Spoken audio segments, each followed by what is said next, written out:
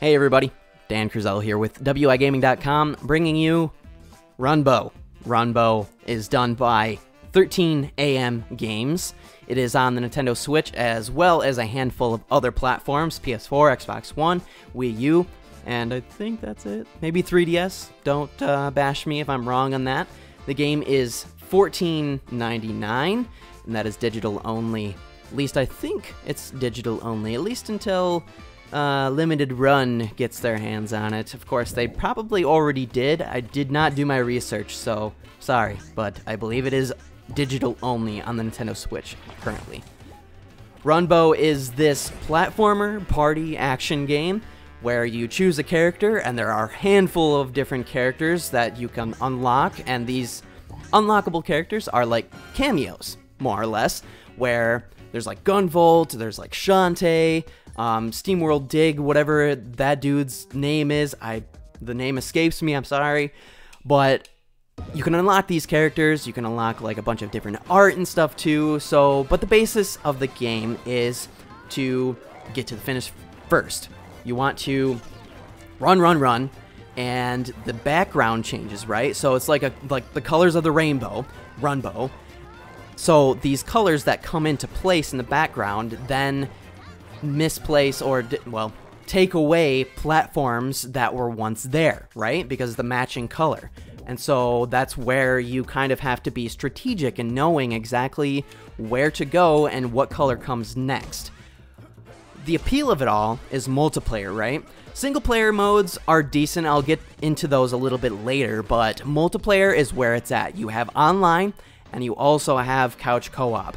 Now, either or are really pretty decent, I felt. I played both, and I didn't have really any issues. There were some online issues, of course, because Nintendo doesn't have a very good online infrastructure, of course, but a majority of the time, I thoroughly enjoyed it. So multiplayer modes include a handful of different things as well, where there is a run mode, where you will just try to compete and run to get to the finish first. You get like the little trophy at the end, and you know, I was telling Stage Clear Studios that the developers kind of missed an opportunity here where they could have totally put a pot of gold at the end. Get it? Because it's like, you know, you're playing with a rainbow, and you get the pot of gold at the end of Runbow. I thought that was kind of funny for whatever reason, but they totally missed that, and they should have done it. There's also an arena mode where you will compete and try to bash people into dying, which is fun. You know, it's so funny to me when a dying screen comes up in single player.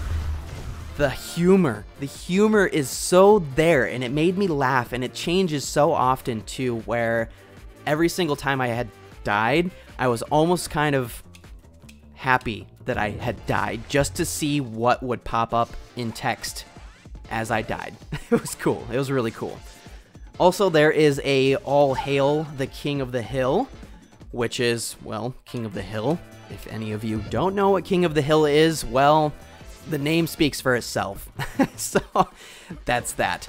And yeah, like I said, you can play multiplayer, couch co-op, multiplayer online, which is fantastic.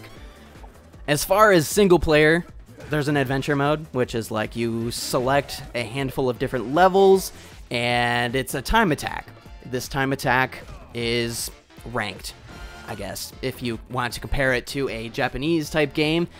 C rank, B rank, A rank. There's something similar there, and what happens with that is you acquire these coins. I think they're actually medals and not coins, so when you acquire these medals, though, pictures within the gallery, which you can go to like the collectibles, and it's like there's a gallery, there's also like characters and records and such, so there's like achievements that you can pick up and do throughout the game as well, which again adds another bit of something for you to do, adds something else to the game that allows you to play more, which is good. You know, you want little things to do here and there, and they definitely do it within Runbow. So if that's what you're looking for, I would say that that's where your money's going. So it's good. That's real good. Characters, I know that you have to meet certain requirements, like play 2 multiplayer games, beat Satura in Monster Manor or something like that. And so like that's how you unlock these characters, is by, and you can go to the gallery actually and check it out for yourself just to see exactly what you need to do to unlock these specific characters. Now I've unlocked a handful already. SteamWorld Dig, I can't remember the dude's name, but the guy from Runner 3, like, what is it, like TV something or other, Master TV, I don't remember his name. Gunvolt is another one, and there is Shantae. Shantae is the other one as well. But you know, it's funny with unlocking these characters. I thought I noticed a little bit of music from those characters' games embedded within when you would play with them, which is pretty cool. At least I thought. Like Shantae, I swear it sounded exactly like the music from Shantae, which I thought was a nice little addition just to make it feel like you were playing Shantae again. Moving on into the other bit of single player, Behemoth. Now Behemoth, I have to relate this to Slime-san. If you've ever played Slime-san, well, here's your chance to go do that now and or check it out. I believe it just came out for the PS4 and Xbox One or something like that a little while ago. I think it was just PS4. I could be wrong, but it was like the deluxe edition. Anyway, I have to relate this to Slime-san mainly because it's where you are swallowed by this humongous being and you traverse through its innards trying to escape. And that's exactly what Slime-san is. So it's really cool, and the platforming, it becomes so difficult, and I love it. I love the challenge. The problem with this is, and keep this in mind, that the game does not save in Behemoth. It does not save your progress. So if you have something to do, simply just turn your Switch off, or put it in rest mode, rather. And so some of your progress will be saved there, but otherwise, if you turn your Switch off, if you switch games, if you quit that mode, it's gone. Your progress is eliminated, and you have to start all the way back over from the beginning, which isn't a problem once you become familiar with the mechanics, and the mechanics are pretty decent. I felt like they were stiff at times, where, okay, so like the punch ability, where you can knock an enemy out and dash. This is a problem when you're trying to triple jump at times. I felt like there were times I was trying to triple jump and my controller thought I was trying to punch. And I was like, no, I'm trying to triple jump. Please let me triple jump.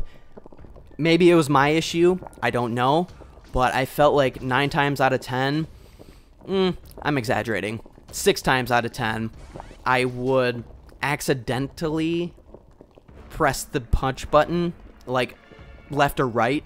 In order to punch, you have to like scroll left to right, and you need to make sure that that analog is pushed all the way up in order to successfully partake on that jump, that third jump, right?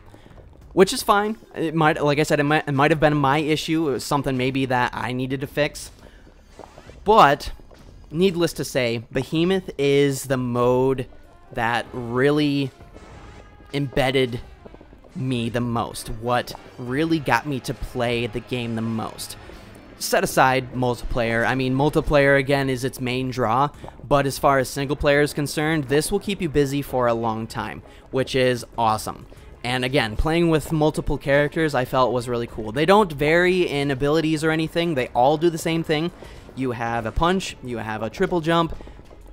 That's roughly about it. And you have, yeah, you have like a side-to-side dash.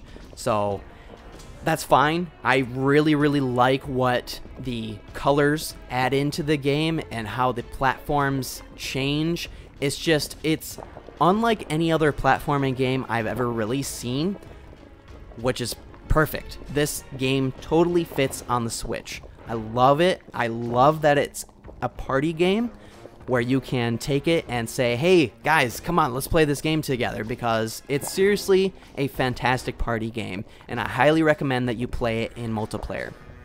So, here is the general consensus of Runbow on the Switch. Is it worth it? Yeah, I would say it is absolutely worth it on the Switch. Reasons I have already foretold, and I think that anyone that loves a platforming game, a party game, action game, like, this is the game to get for sure. So there you have it. That is my review for Runbow.